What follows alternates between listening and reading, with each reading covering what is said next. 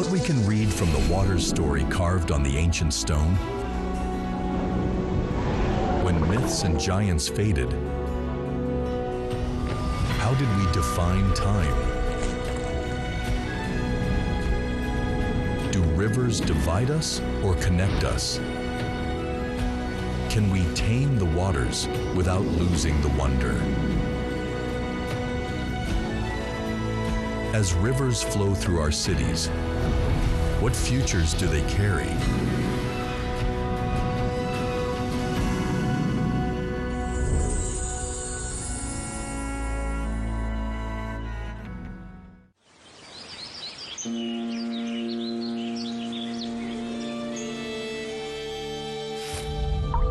Across the vast lands of the earth, the Yangtze and the Nile flow like two lifelines. With the destinies of cities, communities, and individuals rising and falling alongside them. In the embrace of the Yangtze, Chongqing stands with the unique charm of a city of mountains and rivers. Nurtured by the Nile, Cairo bears witness to timeless beauty through a rhythm where the ancient and the modern coexist.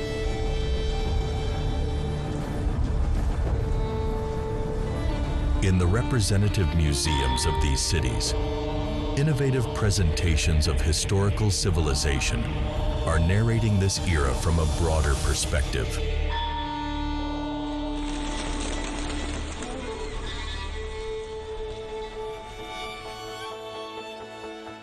The Chongqing China Three Gorges Museum, located in the heart of Yuzhong District, is a window into the culture of the Three Gorges and the Yangtze River Basin, from geological wonders to long-standing historical heritage.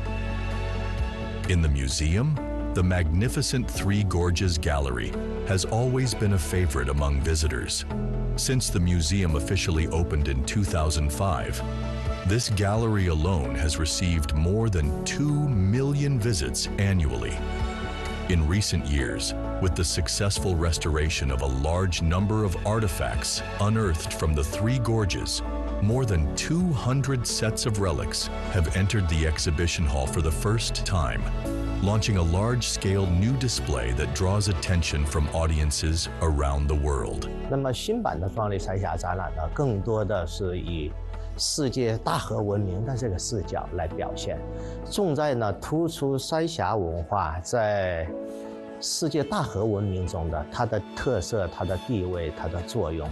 The renewed, magnificent Three Gorges Gallery brings together 6 of the museum's most treasured artifacts for the first time, including the fossilized lower jaw of Wushan man from the early Paleolithic period, a Shang Dynasty bronze zun with 3 rams, and a bird-shaped bronze vessel from the Warring States period. In this grand exhibition, precious artifacts from the Yangtze Three Gorges traverse millennia to engage in a silent dialogue with the ancient Nile civilization, casting reflections of one another through the mirror of history. 那么这具大量岩画呢，据我们考证呢，大概距今1000多年，将近2000年的时光。首先，它是一个巫师在做法事，那么他在做法事的地点，据考证，他应该就是在一条船上。那么在船上做法事，这是在大河文明，我们比如说在埃及的这个古老的文明中间，它是一个很普遍的一种现象，就是它寓意着就是人可以通过载魂之舟，通过一条小船，弯弯的月牙像个小船一样，通过一条船把它呢带入天河。所以呢，我们三峡文化中的船官，它其实呢也有这样的表达。我们把船官呢称为载魂之舟，那么船官他也是希望死后呢借助于一个船，他能够到达呢他想向往的这个境界。This funerary practice, closely tied to the waters of the Yangtze, conveys the symbolic idea that rivers serve as channels between life and death, forming a connection across time and space with the water-based civilization of the Nile. The Khufu ship, a solar bark used in ancient Egyptian burial rituals, was constructed around 2500 BCE. It remains one of the oldest and largest vessels ever discovered. Ancient Egyptians believed that burying such a vessel beside the pyramid would allow the pharaoh's soul to ascend into the divine realm alongside the sun god, achieving eternal life. In 2021, the ship was relocated from the Khufu pyramid to its new home, the Grand Egyptian Museum, also located in Cairo. Museums are places where time finds its voice. Here, ancient civilizations never fade. Every discovery, every new interpretation breathes fresh light into the memory of history. The museum's ancient Egyptian will be officially unveiled soon, marking the opening of the world's largest archaeological museum.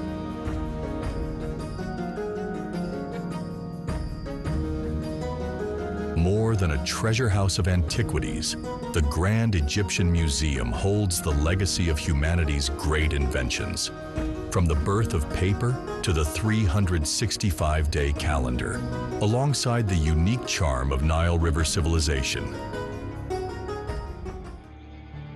Sobek, the crocodile-headed god of ancient Egypt, symbolized the Nile's strength, fertility, and military protection. From pharaonic scepters to temple columns, papyrus and lotus motifs, plants of the Nile, represent core elements of ancient Egyptian art. Fresco fragments from the New Kingdom depict scenes of fishing and bird hunting along the Nile. Reliefs of merchant ships record the Nile's role as a trade artery. The surging Nile brought prosperity, and in response, humanity created culture to mark the traces of its existence. From ancient times to the medieval era, cultures from different regions converged, brought together by the shared lifeline of a single river. The Yangtze River and its tributaries, such as the Jialing, Han, and Xiang rivers, form a vast inland waterway network linking southwest, central, and eastern China, and extending toward the land and maritime Silk Roads that connect China to global trade. Situated at the confluence of the Yangtze and Jialing rivers, Chongqing marks the starting point of Sichuan River navigation and the eastern gateway of the ancient Salt and Tea Horse roads. During the Qianlong reign of the Qing dynasty, Chongqing merchants shipped goods down the Yangtze to Wuhan, then further by canal or land routes to northern China, or continued downstream to Shanghai for export. Tea, Sichuan brocade, tung oil, and medicinal herbs flowed downstream, while spices, Persian glass, and Southeast Asian jewels made their way inland, establishing Chongqing as a vital hub for domestic and international trade. By the 17th and 18th centuries, waves of migrants from Hubei, Hunan, Guangdong, and Guangxi arrived via the river, fueling commerce and giving rise to regional guild halls.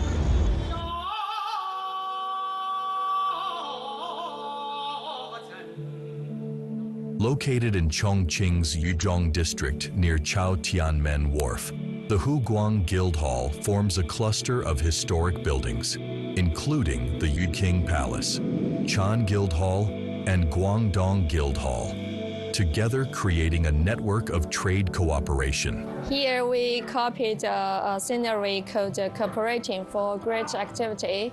The hall should help the people from the same premises. If one has a problem or come to help him, even help the whole society, such as set up school, give grow or rise to the hungry, and so on. In different areas of Chongqing, I experienced diverse yet interconnected culture and tradition. My Chinese friends told me, by coming here, I could discover the stories behind it. As a symbol of Chongqing's immigrant culture, the Guildhall preserves both the trajectory of the city's development and the emotional memory of migration. Each year, ceremonial rites are held at the Guild's Yuqing Temple to honor Yu the Great, the legendary figure in ancient Chinese mythology, renowned for taming the floods. For the people of Chongqing, this is not only an expression of reverence for ancient water control culture, but also a tribute to the enduring spirit of the Yangtze River and its cultural legacy. Chongqing's great inclusiveness has shaped its spirit and opened up new possibilities. In Cairo, cultural diversity has also held a lasting place throughout the city's historical journey. The 8th to 13th centuries are known as the Islamic Golden Age, an era of globalization that profoundly reshaped civilizational exchanges across Europe, Asia, and Africa. Al-Muizz Lidin Allah Street, constructed during the final phase of the Fatimid Caliphate, runs through the heart of medieval Cairo and is lined with masterpieces of Islamic architecture. Al-Azhar Mosque, along with numerous madrasas, stands as a testament to the enduring legacy of Islamic education. Khan el-Khalili Market remains one of Cairo's most vibrant commercial districts, continuing the city's medieval trade traditions to this day. A 1.5-kilometer walk along Al-Muizz Street leads to another landmark of Cairo's historic center, an imposing military citadel built in 1176. Symbolizing the transition of power from the Fatimid to the Ayyubid dynasty. Beyond its formidable silhouette, the citadel holds another identity, revealed through an extraordinary feat of engineering that tells the story of how the Nile has long safeguarded Cairo. This identity lies in the city's medieval aqueduct system, primarily constructed in the 14th century under the Mamluk Sultan al-Nasir Muhammad. Incorporating earlier Roman and Fatimid channels, the aqueduct carried water from the Nile to the citadel of Saladin and urban Cairo, ensuring a stable supply for both drinking and irrigation. From the rise of ancient cities to the renewal of modern urban centers, the power of rivers has consistently driven the evolution of civilization. Injo district has many locals and tourists. The city's developed facilities offer a convenient life and rich tourism culture. My final question is, what's the most Chongqing way to take a walk here? In Chongqing, urban renewal is about creating harmony between history and modernity. Through continuous improvements in infrastructure, aging neighborhoods here are being revitalized. New public spaces are emerging, and people's living environments are evolving toward a more sustainable future model.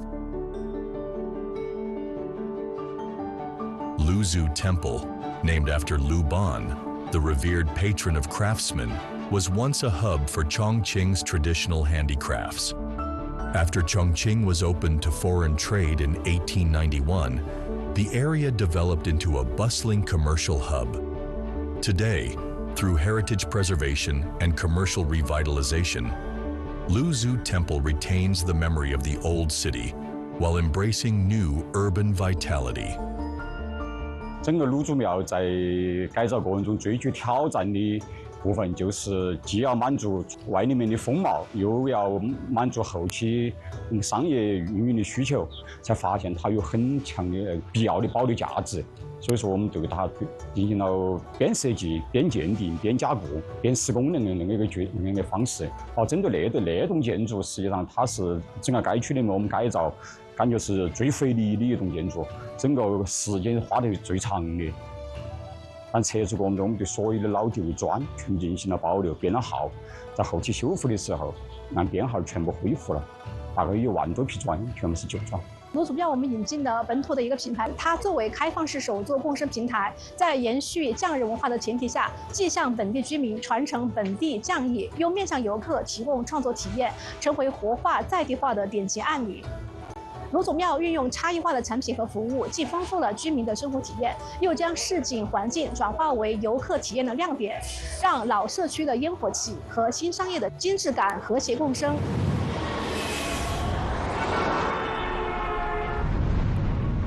As the heart of the new international land-sea trade corridor, Chongqing's transportation innovation transcends multi-dimensional urban design. It seamlessly integrates global logistics hubs with urban living spaces.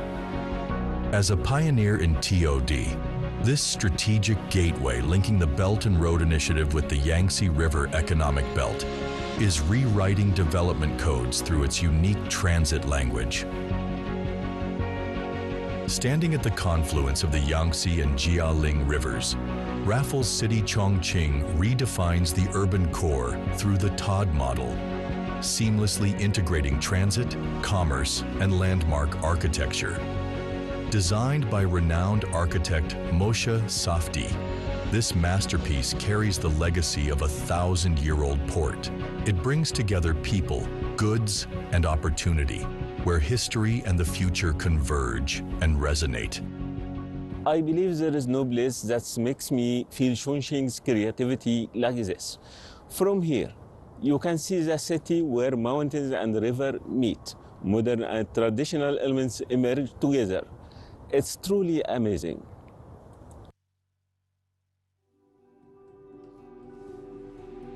As a millennia-old city on the banks of the Nile, Cairo is also breathing new life into its historic districts through a series of innovative urban plans.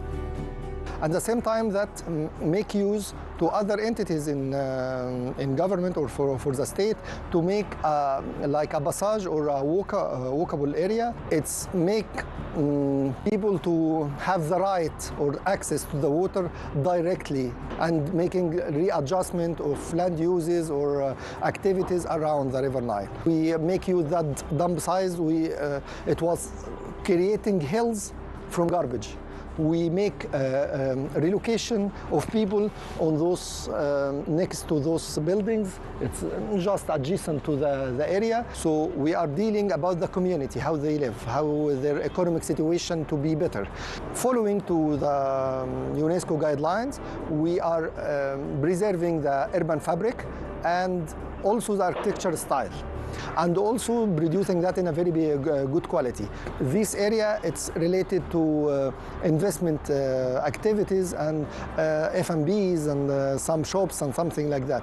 In one of the biggest parks around the world, and it will be the biggest park in Middle East. It's almost 500 acres in downtown, and this will be like something like a lung for the Cairo itself. From the Yangtze to the Nile, these two great rivers pulse like the lifeblood of civilization, nourishing life, connecting past and present.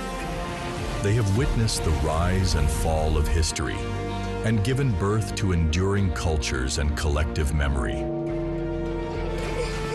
Today, on these ancient lands, people continue to shape a new chapter with their hands and their wisdom.